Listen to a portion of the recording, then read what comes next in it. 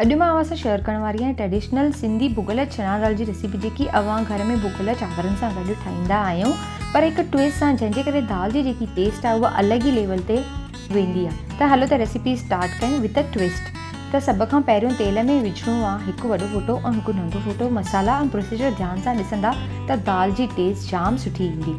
इन खां पोइ इन में विझणो आहे थोरो सो जीरो ऐं जीरो क्रैकल करे। उन खां पोइ इन में विझणा आहिनि बसरनि खे चङी तरह सां भुनणो आहे पिंक थियण ताईं। तकड़ बिल्कुलु न करणी आहे अगरि अव्हांखे खपे कि दाल हिकदमि डेलिशियस ऐं अलॻि बीहे।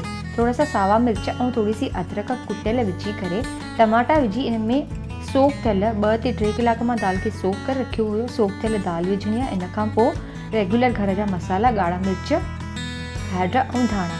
हाणे इन में लूणु विझी करे, ऐं ट्विस्ट आहे उहा आहे मेथी जी। इन में थोरी सी मेथी विझंदा त दाल जी टेस्ट जाम सुठी ईंदी आहे। हाणे इनखे भुनणो आहे चङी तरह सां जेसि ताईं टमाटो हिकदमि सॉफ्ट थी वञे ऐं जेकी दाल ऐं मसाला आहिनि बेस सां स्टिक कनि। तकड़ बिल्कुलु न कंदा। जेतिरो सिंधी भाॼियुनि खे भुनंदा ओतिरी टेस्ट उनमें एनहेंस थींदी आहे, वधीक सुठी ईंदी आहे। जंहिंमहिल अव्हांखे लॻे कि दाल बेस सां स्टिक थी थिए, टमाटो चङी तरह सां सॉफ्टन थी वियो आहे, जीअं मां अव्हांखे ॾेखारे रही आहियां, त हिन में 2 ते 3 कप्स पाणी विझी करे इनखे 4 विसिल्स लॻाईंदा। वधीक न लॻाईंदा। अगरि वधीक विसिल्स लॻाईंदा त दाल ॻरी वेंदी आहे। दाल जा दाणा मुंहं में अचनि त ई चणनि जी दाल जेकी आहे उहा टेस्टी लॻंदी आहे। इनखे थोरो सो मैटे करे गर्मा गर्म पुलाव सां सर्व कंदा।